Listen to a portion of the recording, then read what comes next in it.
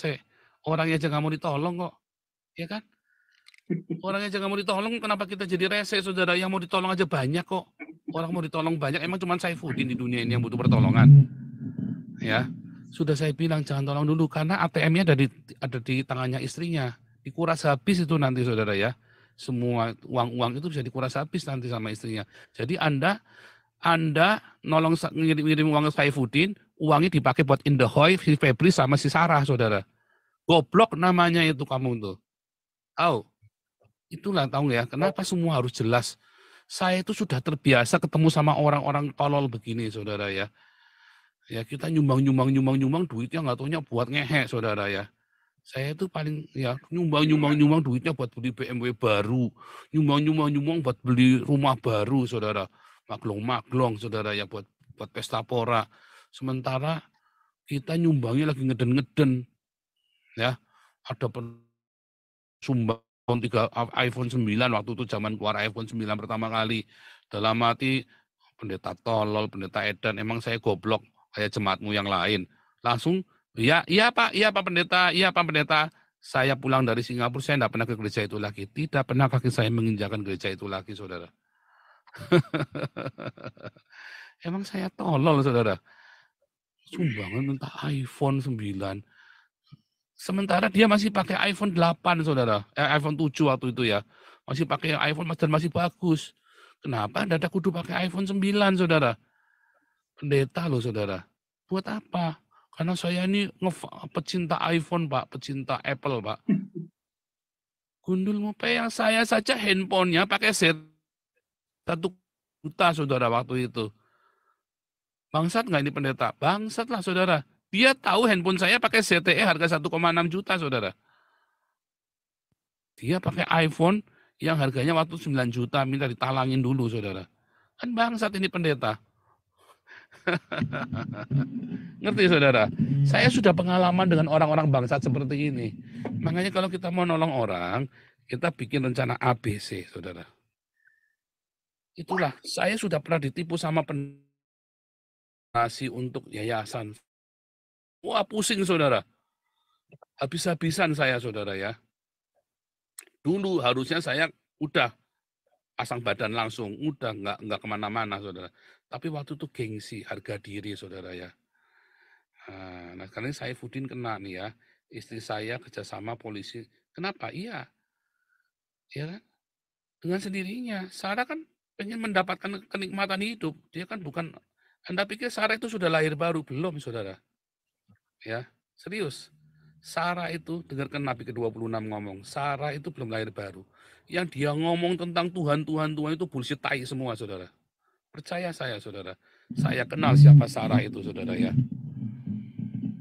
Saya kenal dia, Sarah. Saya banyak diupdate dari orang-orang, dan saya sendiri pernah, saya setidaknya 2 kali difitnah sama dia, saudara. Setidaknya saya 2 kali difitnah sama si Sarah, saudara. Ya difitnah, benar-benar difitnah ya, saudara ya, sama si Sarah. Jadi saya tahu persis siapa, dan dia belum lahir baru, ya. Hanya orang goblok yang percaya omongannya si Sarah, saudara ya. Cuman Saifuddin juga salah, ya. Kenapa dia tidak bisa didik istrinya? Saya bisa didik istri saya, ya kan? Saya bisa didik istri saya bisa didik anak saya, ya.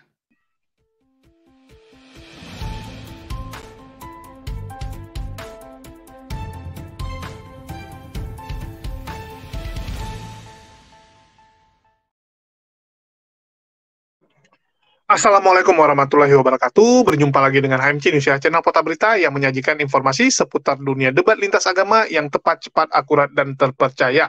Ya, di kesempatan kali ini kita akan mengabarkan informasi terbaru ya dari Saifuddin Ibrahim yang kembali curhat-curhat lah, cuap-cuap di medsos ya, di Facebooknya, di mana Saifuddin Ibrahim ya sedang membuat sebuah cerita sedih nih kawan-kawan ya.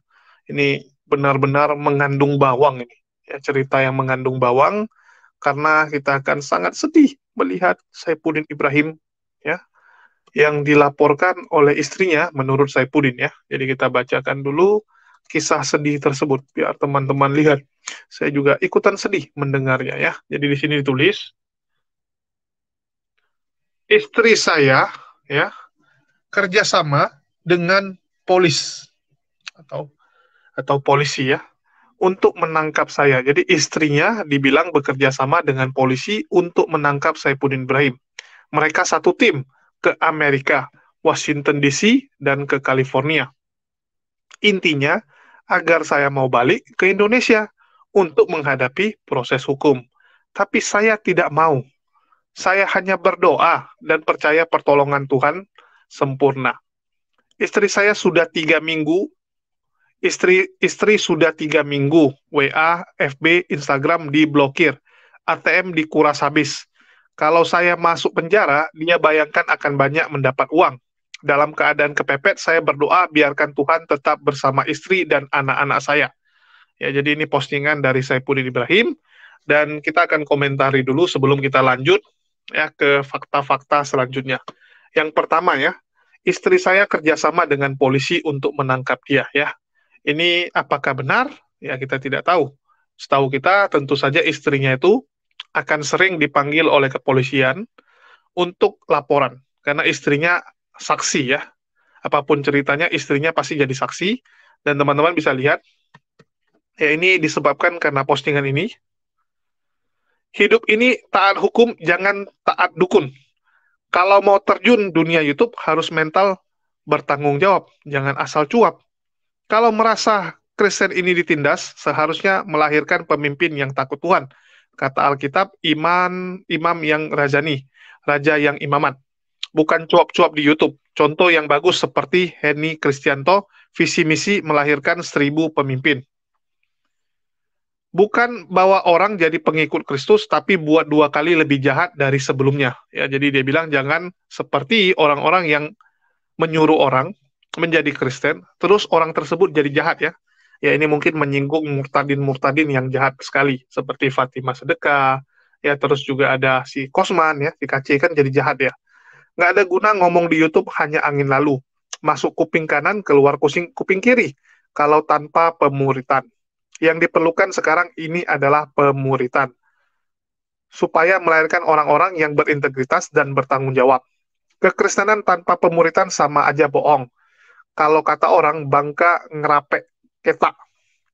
Orang yang dilahirkan dari pemuritan, dia akan bertanggung jawab. Kalau yang karbitan, ya begitu, bisa omong doang ya. Jadi disebut bahwa orang-orang murtadin itu ya, yang kalau cuman main asal tembak, asal cuman untuk menjadi penghujat, ya dia tidak akan menjadi orang yang berintegritas dan bertanggung jawab, kan gitu. Ya, jadi diperlukan pemuritan menurut Sarah Ayu. Ya, selebihnya baca nih ya. Umur kita boleh masih anak-anak, tapi iman kita bukan anak-anak. Iman anak-anak itu cari sensasi, kalau sudah dewasa cari esensi. Ibun mah dari awal masuk Kristen nggak pernah jual kesedihan, apalagi kesusahan. Ya karena postingan ini ya, Ibun di Barreskrim Polri, ya, teman-teman bisa lihat, ini yang mengakibatkan mungkin si Saifuddin ya dan juga penonton-penontonnya kelabakan. Ya, terutama mungkin penonton-penontonnya yang mungkin melaporkan ke Saifuddin. Ya, mengatakan, Abi, gitu kan. Ibun ke Barreskrim Polri, nampaknya mau melaporkan Abi gitu kan, karena ini kan duluan nih postingannya, 1 hari yang lalu ya. Jadi setelah dilaporkan itu, karena kan Saifuddin nggak bisa lihat Ibun, karena Ibun ini kan ngeblokir. Ya, Ibun kan ngeblokir WA, ngeblokir Facebook, dan semuanya gitu kan. Jadi mungkin dia dapat dari penonton, terus Saifuddin langsung 17 jam yang lalu ya. Artinya kan duluan ini. Duluan ini baru Saifuddin bikin seakan-akan Ibun ya bekerja sama dengan polisi untuk menangkap dia. Masalahnya baru 17 jam yang lalu, gimana ceritanya polisi satu tim sudah sampai di Amerika. Gimana ceritanya gitu. Dan ngapain juga ya polisi dari Indonesia terbang ke Amerika. Sedangkan ada perwakilan ya kepolisian kita di Amerika. Jadi di setiap kedutaan itu ada namanya attaché. Ya, ahli staf khusus itu. Jadi kepolisian juga ada. Ya, jadi kalau yang di Amerika itu atau yang internasional ya, itu kan dipimpin oleh langsung jenderal ya atau Krisnamurti ya. Mungkin saya bukakan. Jadi pemimpin yang untuk luar negeri nih ya, tunggu ya. Mana dia? Oke, mohon bersabar. Ya, ini Krisnamukti ya. Teman-teman mungkin sangat familiar dengan nama Irjen Polisi Krisnamukti yang terkenal dulu ya. Ini mantan bosnya siapa tuh? Aduh, kok jadi lupa saya. Mantan bos Verdi Sambo. Ya, ini mantan bosnya Verdi Sambo. Mungkin saya bukakan. Ya, jadi Krisnamukti ini sekarang yang menjadi Kepala Divisi Hubungan Internasional Polri. Ya, kemarin dia sempat saat masih jadi bintang satu juga dia stay di luar negeri ya. Jadi di Amerika, ditaruh di Amerika. Ya, jadi sebelumnya dia ditaruh di Amerika waktu dia masih jadi ini dia. Ini ya Kadif Hubungan Internasional Polri. Ya, jadi sangat aneh. Ya, kalau menurut saya sih saya ya jadi sangat aneh bagi saya kalau dibilang ini diterbangkan dari Indonesia gitu. Ngapain gitu? Di luar negeri juga ada kok. Ya, di luar negeri juga ada kok. Jadi, aduh, saya nggak habis pikir itu. Udin ini nipu siapa gitu. Siapa yang mau dia tipu? Ya. Karena kalau Indonesia itu dia nggak harus repot. Dia setiap negara-negara, apalagi negara besar ya, kayak Amerika tuh ya dia punya atase. Atase bidang kepolisian, ya bidang hukum. Jadi tinggal digerakkan dari sana. Terus gimana ceritanya dalam 17 jam atau nggak dalam satu hari ya, belum sampai genap satu hari, kepolisian Indonesia sudah sampai di Amerika, bahkan sudah di Washington dan California. Dan ya, Ibun juga nggak pergi ke sana, kawan-kawan, biar kalian tahu ya. Nah, ini ya, jadi dia bilang seperti itu. Gimana ceritanya? Ibun ke Amerika. Intinya agar saya balik, bla bla bla bla. Ini udah oke lah ya. Dan seperti biasa dibumbui dengan kata pertolongan Tuhan gitu kan? Ya. Terus dia bilang gini, kalau saya masuk penjara, dia bayangkan akan banyak mendapat uang. Dalam keadaan kepepet, saya berdoa, biarkan Tuhan tetap bersama saya. Jadi saya mau tanya nih teman-teman, ya setelah saya pudin posting beginian, posting kalau dia ini sama Ibun sudah ribut, Ibun sudah nggak sama dia dan bla bla bla lah ya, udah semuanya. Menurut kalian kalau saya pudin masuk penjara, apakah mungkin orang Kristen donasi ke tempat Ibun? Ya enggak. Ya, kalau saya pudin masuk penjara, tentu saja akan ada orang lain yang jadi perwakilan Saipudin untuk menggalang donasi, untuk memegang uang donasi. Tentu saja orang Kristen nggak akan setuju kalau rekeningnya dipegang sama Ibun ya untuk donasi tersebut. Itu udah pasti. Karena orang semua udah tahu nih, hubungan Ibun dan Saipudin udah hancur. Jadi sangat tidak mungkin orang Kristen mau donasi melalui rekening yang dipegang sama Ibun. Jadi kalaupun Saipudin masuk penjara sekarang, apakah Ibun akan kaya? Nggak akan. Karena orang Kristen nggak mungkin mau donasi melalui rekening itu yang dipegang sama Ibun. Nggak mungkin. Pasti akan langsung ke Saipudin. Atau pasti dibilang, udah tunjuk satu orang sebagai penanggung jawab, atau tunjuk satu orang ya yang jadi penghubung antara Saipudin dan netizen. Yang pasti bukan Ibun orangnya. Ya, bukan Ibun, tapi orang yang dipercaya sama Saipudin. Jadi apakah Ibun mendapat keuntungan dari Saipudin masuk penjara? Nggak ada. Apa keuntungannya Ibun? Nggak ada keuntungan dia. Yang ada apa? Malah dia salah-salah jadi ikutan susah gitu.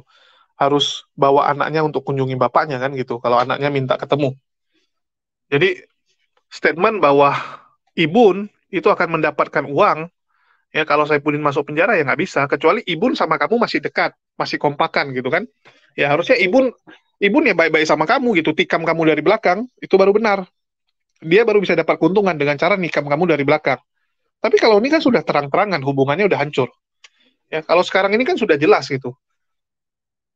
Saya rasa teman-teman Kristen masih bisa nangkap ya. Nggak mungkin kan kalian mau transfer melalui Ibun. Kalau udah kondisi seperti ini, benar nggak? Terutama pendukungnya Saipudin lah. Kalau pendukung Ibun mungkin akan transfer. Tapi pendukung Saipudin saya rasa nggak akan transfer. Karena mereka merasa Ibun sudah mengkhianati kan gitu. Udah nggak bagus lah hubungannya ya. Terus, apalagi yang menarik di sini, teman-teman bisa lihat ya, satu kejadian yang kemarin ya. Jadi kemarin itu anaknya ulang tahun kawan-kawan. Ya, ini Goldemer. Goldemer is turning 5. Jadi anaknya ulang tahun yang kelima. Saipudin sebagai bapak nggak ada posting apa-apa, ya, ataupun dia nggak ada buat konten yang mengatakan anaknya selamat ulang tahun atau apapun. Saya cukup bingung gitu. Kalian lah teman-teman ya, kalau kalian punya anak, terus kalian sedang ada di luar negeri atau di tempat yang jauh lah, nggak bisa ikut merayakan ulang tahun anak. Terus kalian mau nelpon anak kalian nggak bisa, gara-gara diblokir. Kan alasannya itu. Ya, alasannya mau nelpon anaknya nggak bisa karena diblokir. Cara satu-satunya Saipudin untuk menyampaikan ya, ulang tahun anaknya gimana? Ya biasanya dia lewat Facebook atau nggak lewat ngomong di YouTube. Ya, harusnya kan dia ngomong di YouTube gitu. Selamat ulang tahun Goldemer gitu. Ini nggak ada sama sekali. Saipudin nggak ada ucapkan selamat ulang tahun buat anak perempuannya sendiri. Jadi ini cukup mengejutkan bagi saya ya. Menurut kalian gitu, kalau kalian jadi Saipudin, kalian ucapin nggak? Ya, kalian ucapin nggak selamat ulang tahun buat anak kalian? Saya nanya aja gitu. Ya kita istilahnya ngomong yang rasional-rasional aja ya. Kita jangan bahas, oh karena kamu yang bilang saya nggak mau setuju gitu. Jangan gara-gara itu. Kita istilahnya pakai logika lah. Kalau kalian jadi ayah yang benar-benar sayang cinta dengan anak kalian, ya kalian nggak bisa ucapkan karena nggak bisa telepon langsung ke dia, nggak bisa ucapkan langsung ke dia. Kira-kira kalian ucapkan nggak melalui medsos? Apalagi ini Saipudin. Ya, ini Saipudin yang sedikit-dikit curhatnya ke medsos. Sedikit-dikit ceritanya di YouTube-nya gitu kan. Cerita istrinya, cerita inilah, cerita itu gitu. Ya, Saipudin nggak ada ngomong apapun. Kalian bisa lihat. Ini channel YouTube-nya. Nggak ada ucapan selamat ulang tahun atau nyanyi atau apa gitu dari Saipudin buat si Goldemer. Ya, nggak ada sama sekali. Teman-teman bisa lihat. Oke? Ya, jadi nggak ada ucapan ulang tahun dari seorang ayah buat anak perempuannya. Dan saya juga ya agak bingung gitu. Apakah ya bisa jadi ya kemungkinannya si Saipudin ini lupa gitu kalau anaknya ulang tahun. Ya, takutnya gitu kan. Takutnya rupanya Saipudin lupa gitu anaknya ulang tahun. Saya takutnya itu. Dia sendiri pun nggak tahu anaknya tanggal tanggal lahirnya berapa gitu. Karena dia saking egoisnya. Ya, saking egoisnya dia seperti itu. Nggak tahu anaknya mungkin ulang tahun. Ya. Oke, itu fakta berikutnya yang teman-teman harus tahu ya. Itu fakta berikutnya. Terus ada satu lagi yang menarik. Kan ditulis sama si Saipudin ya. ATM dikuras habis. ATM dikuras habis. Bukankah Saipudin ngomong bahwa Ibun salah masukin PIN, terus ATM-nya ketelan, sekarang Ibun nggak bisa ambil lagi uang itu. Itu Saipudin yang bilang loh. Ya, sudah nggak bisa ambil uang gara-gara ATM-nya ketelan. Harus Saipudin kan yang minta ATM baru. Jadi nggak konsisten ini. Ya, ini nggak konsisten. Dan sekali lagi, banyak hal ya yang cukup mengganjal, dan sebenarnya ini nggak lebih daripada Saipudin yang ingin menjatuhkan ya nama istrinya dengan tujuan orang kasihan dengan dia. Jadi Saipudin membuat cerita seakan-akan dia perlu dikasihani, dia korban, dia dalam kondisi yang susah sehingga kalian harus donasi ke dia. Padahal ini Amerika, kawan-kawan. Ya. Ini Amerika, kalau kamu memang mau kerja, kamu mau cari makan dengan serius, dengan sungguh-sungguh, bisa kok dapat uang. Jangan kalian alasan, oh dia ini kan bukan bukan orang legal gitu. Status dia kan masih gantung, status dia lagi permohonan refugee. Ya benar, tapi jangan lupa juga, ada saja sih kerjaan yang kalau kamu mau. Yang penting niatnya. Buktinya orang Indonesia berapa banyak yang ke Amerika bekerja secara ilegal. Bekerja secara ilegal, kawan-kawan. Berapa banyak. Dan mereka benar-benar kerja. Bisa kok ngumpulin duit. Ya, banyak orang seperti itu. Apalagi Saipudin yang notabene dia harusnya punya koneksi, punya teman-teman yang bisa membantunya. Yang istilahnya lebih gampang lah. Dia bisa bawa mobil. Dia bisa jemput Ibun, bayangkan. Orang lain yang jadi refugee, ya yang sedang monsuaka, nggak bisa bawa mobil. Dia bisa bawa mobil, kawan-kawan. Artinya apa? Harusnya lebih gampang kalau memang niatnya mau kerja. Cuman kan sudah dibilang, Saipudin ini cuma mau ongkang-ongkang kaki. Saipudin ini kebiasaan jadi raja. Kebiasaan gitu, hidupnya enak. Cuman bacot-bacot, duit datang. Jadi kalau disuruh kerja fisik, ya dia nggak mau. Itu kenyataannya. Ya. Jadi bagi teman-teman Kristen, coba kalian pikir, kalau memang niatnya mau kerja, pasti ada aja lah. Walaupun mungkin ya secara diam-diam kerjanya, atau bantu kawannya gitu. Kawannya kan banyak nih orang-orang Kristen di Amerika. Dia bisa jadi tukang kebunnya gitu kan. Hari ini di kebun siapa, besok mungkin bantuin apa, bantuin ngecat, bantuin apa. Yang part-time saja gitu. Yang part-time, orangnya banyak kok. Bisa aja gitu gajiin atau hire si Saipudin. Cuman kan masalah Saipudin malas. Itu faktanya kawan-kawan. Terserah kalian senang atau nggak senang ya. Jadi kita lanjut. Di sini ya, ada satu hal yang cukup menarik. Ditulis sama Ibun ya. Ditulis langsung sama si Ibun di channelnya, di Facebooknya ya. Aku masih sabar, lagi mikir kekristenan. Kalau aku ngomong kasih bukti ini fans, ya. Kalau aku ngomong kasih bukti, ini fans sekilo kurang 3 on, model gini, bisa mencret-mencret. Protes di dunia ini nggak adil. Baca baik-baik di Alkitab bahwa hidup ini salib. Kalau penginjilan nggak mau kena tangkap, kau injili aja tumbuh-tumbuhan dan hewan. Ya, dia ngeposting foto ini, WhatsApp dari orang, dari Amando Tambunan. Bagaimana mau taat hukum jika kasusnya penistaan agama, tidak ada keadilan buat minoritas. Lihatlah MKC dihukum berat. Lokasi sidang pun tidak di lokasi kejadian saat ditangkap. Makanya Tuhan bilang cerdik seperti ular, tulus seperti merpati. Jangan sudah tahu akan masuk lubang, lalu masuk lubang. Bego kau ini, ya dibalas sama ibu nih. Dibalas sama ibu, bego kau ini. Baca baik-baik Alkitab. Kalau kau mau damai hidup di hutan. Dibalas lagi, sok pintar tapi goblok minta ampun. Mana ayatmu? Kita debatkan. Masa suami ditinggal? Mau jadi imam di rumah tangga ya? Ketawain ya. Jadi, ya inilah saya bilang kadang-kadang, ya memang gitu, macam dibilang sama Ibun gitu. Ini fans yang sekilo kurang 3 ons. Dan orang-orang seperti ini sangat banyak ya. Di medsos ini sangat banyak. Fans-fans yang sekilo kurang 3 ons. Jadi sekali lagi saya katakan ya, bahwa Saipudin ini sama sekali tidak pantas menjadi perwakilan Kristen. Ya, janganlah Kristen itu dinodai oleh orang-orang seperti Saipudin. Ya, Saipudin mengklaim dirinya adalah prototipe atau contoh paling nyata dari ajaran Kristen gitu kan. Sebenarnya saya nggak bisa setuju yang ituan. Itu penghinaan gitu.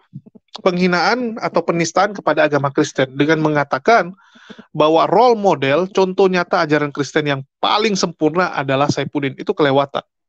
Bagaimana mungkin orang seperti itu jadi role model kekristenan?